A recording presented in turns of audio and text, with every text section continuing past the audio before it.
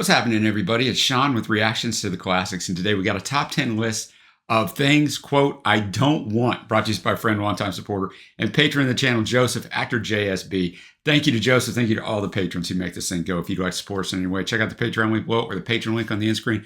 I say it all the time, but it's really true. We could not do it without the patrons. All right, Joseph is a creative guy. He's a great guy. Here's what he says. I mean, pretty self-explanatory random list, but for a bit of fun, rather than ranking the songs from least best to most best, so pay attention to this, I've ranked them in order of things I don't want, i.e. the things I really, really don't want are further down the list. So creative, excellent. You got to have a wide range of musical knowledge to be able to put together these kind of lists. The patrons always amaze me how they do this. If you haven't been with us before, the music won't be in the video, but it will be at a Vimeo link below.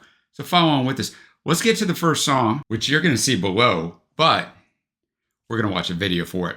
I Don't Want Your Money by Chicago. This is going to be a live 1970 performance later on, Chicago 3 in 1971 or now. Joseph says, no, obviously I want money, just not your money. This is a live performance of a tune that's previously on my Terry Kath era Chicago list, so go check that out after this. But to my ears at least, but hopefully yours as well, superior version to the later studio version. It's from the same concert that 99% of all YouTube reactors have turned to for the version of 25 or 6-4 that inevitably gets requested once people have done the studio version. So I'm going to have the lyrics up as always. I'm going to put up the video on this one. Thanks again, Joseph. All right, I Don't Want Your Money. Robert Lamb, great on vocals there, but Terry Kath's guitar, next level, right? Just fantastic seeing this live. I can't imagine that anybody would like the studio version better than this, but I'm sure there's some of you out there, and I get that. Maybe you're not on for live version, but that was absolutely fantastic. Story's really, I mean, I don't want your money. He's telling a girl he doesn't want her money. He doesn't need all that, the limousine rides, all that stuff. He just wants her, so, because he has his pride. Really good way to start this off. Remember what I said at the start. This is not like best songs from 10 to 1, right? All right. Next up is a band I've never heard of. We got I-10 with I Don't Want to Lose You from the Taking a Cold Look album all the way back in 1983. Joseph said, hopefully I haven't lost you already. Oh, man, because I wouldn't want that. Here's an early 80s pop rock gem from the one and done band I-10, named after Interstate I-10 Highway, essentially the duo of guitarists Tom Kelly and Billy Steinberg, and produced by Keith Olsen and Steve Lukather. Always got to get a Luke in here. Always got to get a Toto. That's for another day. Anyone who knows their 80s pop history will recognize Kelly and Steinberg as the hit songwriters behind Like a Virgin by Madonna, of course, True Colors by Cyndi Lauper, and Eternal Flame by the Bangles, amongst others. But this is where their long-running collaboration began. Despite being released by Epic, it received zero promotion and zero notice, so the group never ended up playing any live dates, and no thought was given to a follow-up album. Nonetheless, no fewer than 4 of its 10 tracks inspired cover versions. The biggest Hearts version of Alone, wow, their kind of comeback hit. While this one was recorded by REO Speedwagon in a version also produced by Keith Olsen as one of 2 new songs on their 1988 hits compilation, which this guy owned, of course, but I probably didn't listen to it all the way through or skip the songs I didn't know because that's what we did sometimes back in the day. All right, I Don't Want to Lose You, I-10. I mean, shout out to Tom Kelly and Billy Steinberg. Yes, I had to look at their names again. Really good song. I know the REO Speedwagon version as soon as it kind of came on, but really good job there. And, you know, it's a story as old as time. He didn't know how much he cared about the girl until she's walking out the door. Then he should have figured it out beforehand, you know, that he didn't want to lose her. He didn't realize how much she meant till it was gone. I mean, we could bring up Cinderella here. Don't know what you got till it's gone, but it's not on this list, boys and girls. So interesting that Joseph ranks this in order of things I really don't want are further down the list. So I don't want to lose you. I guess he doesn't mind that much losing you. So I don't know if we should all be offended by that or not. Next up, we have Don't Want to Know by John Martin from Solitaire in 1973. Joseph says lots of people from Fleetwood Mac to Phil Collins don't want to know, but John specifically doesn't want to know about evil, which is fair enough. I'll agree with that. This is from one of those overlooked but seminal 1970s albums that I really should have listened to acquired years before I did, but it's never too late. Well, I've never heard it, so it is never too late. All right, Don't Want to Know by John Martin. Pretty simple song. I think most of us, all of us, I don't know. I would hope all of us don't want to know about evil, only want to know about love. That's something that repeats continuously. And he's just kind of talking about a little bit about the fallen world and waiting for the planes to tumble, waiting for the towns to fall, all of this stuff, right? Yes, it's getting hard to listen, hard for us to use our eyes because all around the gold is glistening, making sure it keeps us hypnotized. So nice arrangement on there too. A lot of just good guitar work, and then it kicks up a little bit, but you know, a nice simple 3-minute song. Enjoyed it. Now Joseph says, a moment ago I didn't want to lose you, but now you see I just don't like losing generally. We got I Don't Want to Lose by MSG. I know it has a different name below. We'll get into all that. From Perfect Timing in 1987. Until this point, MSG had simply been the Michael Schenker Group, and vocalist Gary Bartons and Graham Bonnet had been the frontmen of the albums. With Robin McCauley's arrival, fresh from Far Corporation, where alongside a post-Total Bobby Kimball, we got 2 Total members already mentioned in the first 4 songs. He recently scored a UK top 10 hit with their version of Stairway to Heaven. Oh, wow. That's ambitious. They became the McCauley Schenker Group, which is what you see below. Perhaps in recognition, the vocals now had at least as much focus as the guitars, and with the added bonus of being able to keep the existing MSG band logo. And that probably was something that went into the play, right? It's an album of its day, but enjoyable if you're in the mood for that sort of thing. And I've always particularly liked this cut for some reason. Fun fact, Joseph says I actually got to play Schenker's guitar at a gig once. Wow, what's the story on that? I don't want to lose MSG. It might have been of its time, but I like this time. So I like this. I thought it was really good. And the lyrics, hey man, a little throwback to yesterday. It's basically telling her, I don't know why you took a chance on me and now you kind of want to get rid of me. You're kind of making me look like a fool. But that's not going to happen. Like, you're not going to get rid of me that easily. Maybe nowadays doesn't play too well in 2023. You might get arrested for those sorts of things. But I get it, man. He doesn't want to give up on her. He said, even though you treat me this way, I would kill or die for you. So, yeah, you might want to think about it before you rope this guy in, because you might not get rid of him. Now, Joseph says, now enough for a moment of what I don't want. What don't you want? All right. Well, here we go. It's not going to be on Spotify. You Don't Want Me, and then in parentheses, In Your Life by Europeans.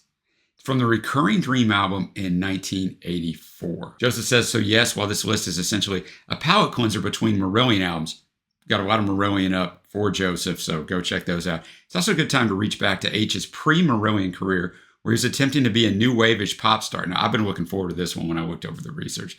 He was a late arrival in the group and initially primarily booked for his keyboard skills, so he only sang lead on 1 track on their debut. That's Most Likely What's never been released on CD or digital. But for the second final studio album, he handled the vocals on 5 of the 8 tracks, and hence that one did eventually see a limited CD release through Marillion's own Intact label. All right, Europeans, You Don't Want Me, In Your Life, No More would even be how you would finish that out. I would have never known that was H. I mean, I would have figured it out later on with the voice, but like looking at it, it was like mesmerizing for a little while to see an H that's that young, because I've only seen him when he's much older, right? Since I've started doing the Marillion stuff for Joseph a few years back, but I have not seen, that version of him. But until like the last minute, 45 seconds, I thought they might have had him tethered to the keyboard, because he just had to stay up there. He's got all this energy and he can't move off that platform by the keyboard, but then he eventually got to it. Pretty good song, good vocal performance, obviously. I thought the bass work on it was quite good as well. So it was nice to see that. Next up, at number 5, we got I Don't Want to Talk About It from Crazy Horse, from the Crazy Horse album in 1971. Joseph said, okay, look, I'll talk about it a little bit. I'd assumed you'd be somewhat familiar with this tune, but in compiling this list, I discovered Rod Stewart's version of this Danny Whitten penned and sung number wasn't a big hit stateside. It was huge in New Zealand and the UK, and I'm assuming there's the US tends to view Everything But the Girl as a one-hit wonder for Missing, that you're not familiar with their version either. I don't think I am. Well, we shall see soon. Either way, it's not the sort of sound you associate with the horse, but it's a great tune that highlights the tragedy of Whitten's lost potential as much as his playing on Nowhere and Gold Rush with Uncle Neil. All right. Definitely a nice 1971 chill-out song. I Don't Want to Talk About It from Crazy Horse. Danny Whitten's vocals, very calming, very soothing. Just a nice little acoustic in there.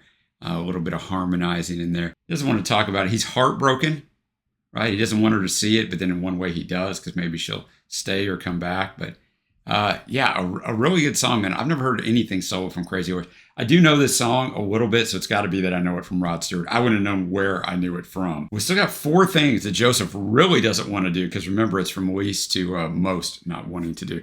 We got Don't Want Lies from The Rides. I can get that one right. From Can't Get Enough in 2013. The Rides are or were, there seems to be a little bit up in the air to say the least, a multi-generational 3-piece blues band comprising of guitarist Stephen Stills, so Joseph's a big fan of Stills, and Kenny Wayne Shepherd, the youngster of the group, and keyboardist Barry Goldberg, who put out 2 albums in the mid-2010s, this track being from their debut. This track was built around the Shepherd-composed riff, but as he explains, it had been a completely different song in a previous life. He said, quote, I actually wrote lyrics and everything, and this was before the age of the iPhone where you could record things instantly. I lost the lyrics and vocals and all that stuff, and I never forgot the riff. And that was the first thing that I played for the guys, where Steven was like, that right there, we're going to write that. But Steven wrote this entire chorus, and I sat back and listened to him, and he's singing this melody, and the words weren't quite there yet, but he had the melody. He's working it out and playing these chords, and I thought, oh my gosh, this is absolutely incredible. I never saw the Rides live, Joseph says, but did see Stills perform this with CSN shortly before what proved to be their final split. Wow, all right, let's go. All right, Don't Want Lies. Obviously, great guitar work in there, both the riff and just the later guitar work in there towards the end. And the song itself is well written. I mean, I think he's basically trying to tell you, I can tell you the truth, but you really don't want to hear it, and you don't want to hear lies, so I'm really not going to say much of anything. But yeah, I mean, written from a more mature standpoint, just in the lyrics and kind of the way they unfold. All right, Joseph says, bit of a cheat, this next one, strictly speaking, as I'm writing this, and when I'll be watching the results, I already am home. And often when I'm not home, I do want to go home. But hey, nobody said it had to be consistent. I'm with you. When I'm not home, I'd rather just be at home. But we got I Don't Want to Go Home by the Alan Parsons Project from the Turn of a Friendly Card album in 1980. Turn is right up there with the best of the project's albums, and this is one of two tracks fronted by Lenny Zadatek. The hit Games People Play was the other. I know that song very well. I was finally of an age where I was listening to the radio and know that. The most prolific of their many guest vocalists over the years. I Don't Want to Go Home, as I would expect from an Alan Parsons Project tune. Very well arranged, very well produced, and, you know, what a flair, and like false ending, and then the last 55 seconds is something totally different off there. The idea of the song kind of switches between first and third person, right? This guy's a gambler. And so he lost all his money as he went home. So somebody's shaming him kind of in the first verse, and then he talks about it. And eventually we figure out he might have been with a prostitute, but she's going to leave him too when she figures out that he doesn't have any money. But he just can't get away from the cards, man. That's a dangerous game, boys and girls, to get into that gambling scene, because it usually doesn't end well for a lot of people. But yeah, nice tune there. Now, I sort of knew that Chicago tune, but this is the song on here that I really know. I Don't Want to Be a Soldier, John Lennon from Imagine in 1971. Joseph says this track wins the award for having the most variations on a title across sources, reissues, etc. As you see below, it adds the word mama in it, but this is what my copy of Imagine calls it, so it is therefore what I call it. I don't think any further explanation is necessary. I found it's also known as I Don't Want to Be a Soldier Mama, and I Don't Want to Be a Soldier Mama, I Don't Want to Die. The final version of the song is the only song on Imagine to feature Phil Spector's wall of sound effect to its full extent. It contains only 25 different words, very similar to Lennon's song I Want You, She's So Heavy from, of course, Abbey Road. The melody's also been compared to You Really Got Me by the Kinks. And you got a who's who on here. You got Lennon on vocals and electric guitar. You got George Harrison on slide, Joey Molland and Tom Evans on acoustic, Klaus Vorman on bass, the great Nicky Hopkins on pianos, Jim Keltner's on drums, Mike Pender's playing the tambourine. So a lot of people were hanging out. We got a full album review of this album up. Go check it out after this. All right, I Don't Want to Be a Soldier, if you want to go with the Spotify version. Mama, if you just want to go with Joseph, I Don't Want to Be a Soldier. I don't need to break down the lyrics. Obviously, they're self-explanatory, and there's only 25 words. But it really is similar to I Want You, She's So Heavy, in the fact that, obviously, in that song, it's the guitar work. On this song, it's kind of everything. The keyboards by Nicky Hopkins, especially at the start, is great. But the instrumentation on this song is a superstar. But John's voice, you have to have that on there when you have that limited amount of lyricism. So it just all works. So it is very similar to I Want You, She's So Heavy on many, many accounts, and just a great song. But we're going to finish this off with the thing that Joseph would least want to do. I Don't Want to Die in an Air Disaster by Albert Hammond from the Albert Hammond album in 1974. I can't believe there's a song named this. I'll just say that first. Joseph says, again, hard to find anyone to disagree with the sentiment expressed here. I would hope. This is the second time in recent months that Albert's finished out one of my multi-artist lists, and almost certainly not the last we'll hear of him. Okay? One of a number of low-charting singles post It Never Rains, peaking at 81 in the States. I've seen it said that Jim Croce's death impacted the airplay for this track, but I think that can be taken with a grain of salt. I mean, would this be one of the all-time greatest pranks to just play this while you're waiting at the gate to board a plane? I mean, this is, or when the plane is taxiing down the runway for takeoff. I mean, I just can't believe there's a song named this. Let's go. Albert Hammond, I Don't Want to Die in an Air Disaster. A really good song.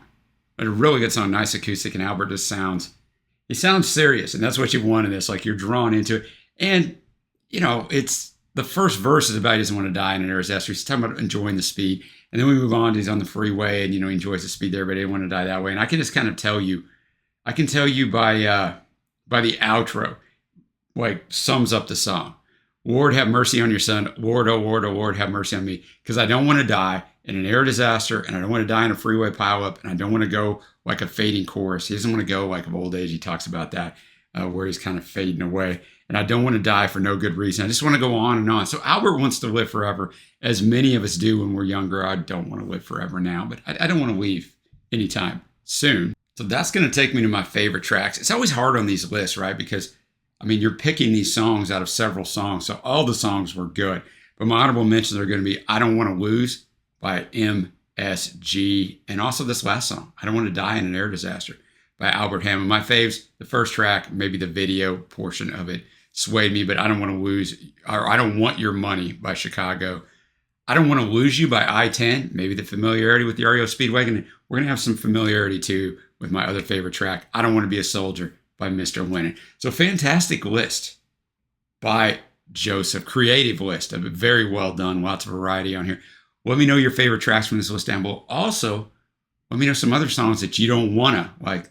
Fun little topic. All right, guys. Till next time, I will see you.